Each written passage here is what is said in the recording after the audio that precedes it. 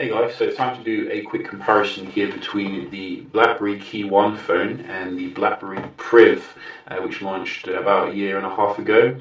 Very nice innovative device here from Blackberry. I think it's their first mainstream Android model with a flip-out keyboard solution, which they have gotten rid of with the KEYone. You can see the keyboard is already available now, which might divide some fans, but nevertheless, we're going to compare them here, start them at the same time, see how the performance is, as well as if it's worth an upgrade if you have the Priv. The Priv also comes with a curved AMOLED display, which looks absolutely magnificent in comparison to what they've gone with the KEYone. And also I think you can see a front facing speaker, which is nice. So definite design regressions with the KEYone if you ask me.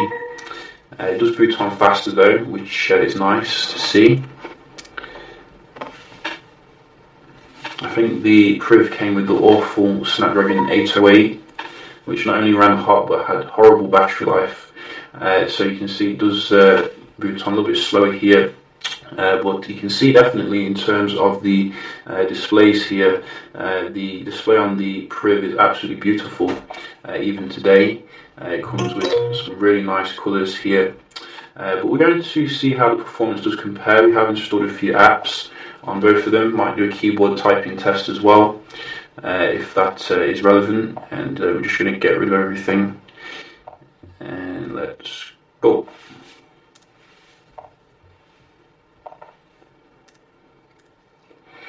So the new KEYone comes with a more mid-range processor, but you can see here already it's leaving the Priv standing. And I definitely feel it as well when actually using the device. The KEYone runs really nice and cool and feels just as snappy as your high-end Android overall.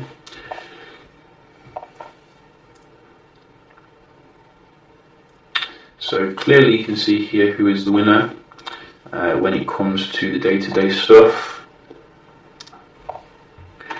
And I think we're still running Android Marshmallow on the Priv, which obviously, the emphasis of the device is security, etc. But what's the point if you're not going to keep it up to date? It seems a bit weird to me. But no question about it, the KEYone is a well-optimized device here, which can have a look at some games.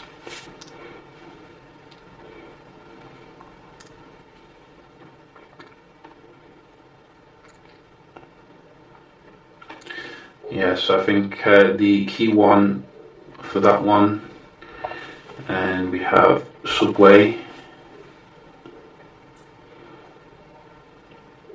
I wish they'd have kept the AMOLED display though in the KEYone. It's like they make good decisions in one aspect but bad in the other.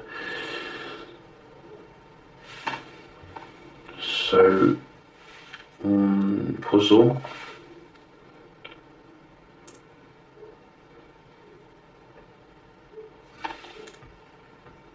Yeah, so the Snapdragon 808 was a terrible processor, and I'm glad that they've gotten rid of it. I think it's probably the worst. Every device that had it had poor battery life and just not good performance. And finally GTA.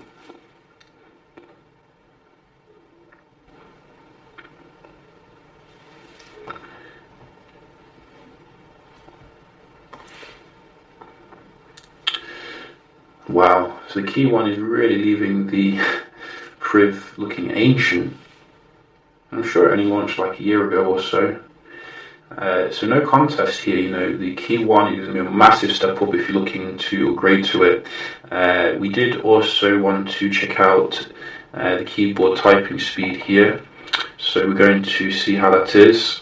Just going to type some random stuff on here. So let's just go to daily fail.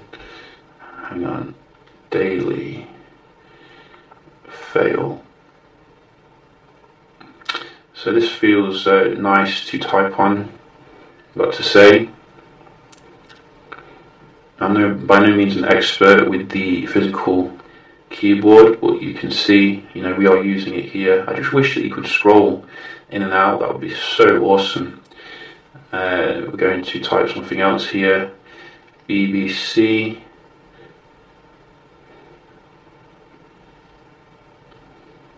Yeah, so nice and fast here. Football results. So you can see, you can get used to it to the point where you're typing just as fast as you're using like a virtual keyboard. Let's just try it on the Priv now. So we're going to daily fail again. There we go. See, I love that snap out. You don't get that anymore. And I gotta say, I think the keys actually feel a bit better on the Priv. You still get your mousey thing, which is good.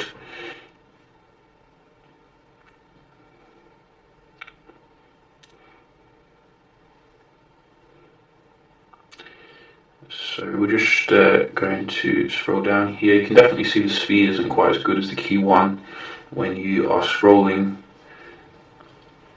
Let's go to BBC football results. So yeah, I think that the keys on the Priv, they feel a bit more plasticky compared to the ones on the KEYone, which to me is actually I think the ones on the KEYone feel better overall, but I think I could probably type faster on the Priv. Because they don't feel quite as like shiny and glossy as the ones on the KEYone. They do feel very different, in fact. So you might want to check that out before you buy KEYone if you've got a Priv.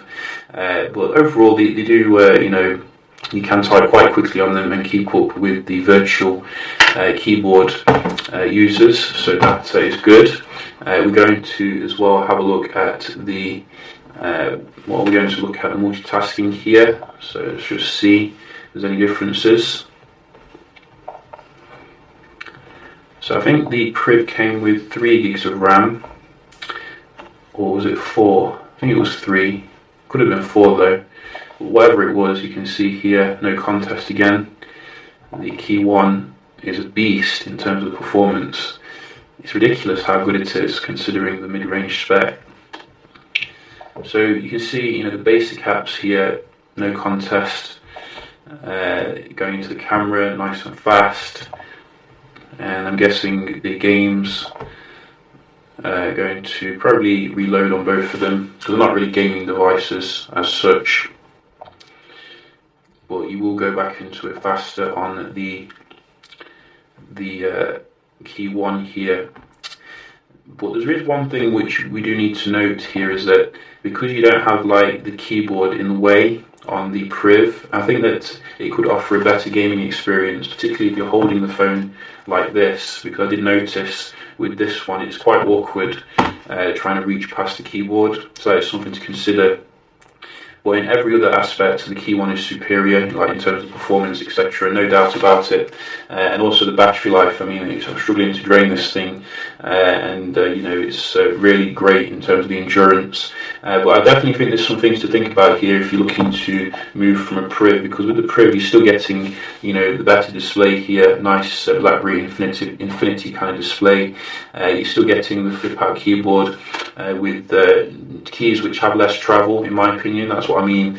You can really type on them quite fast.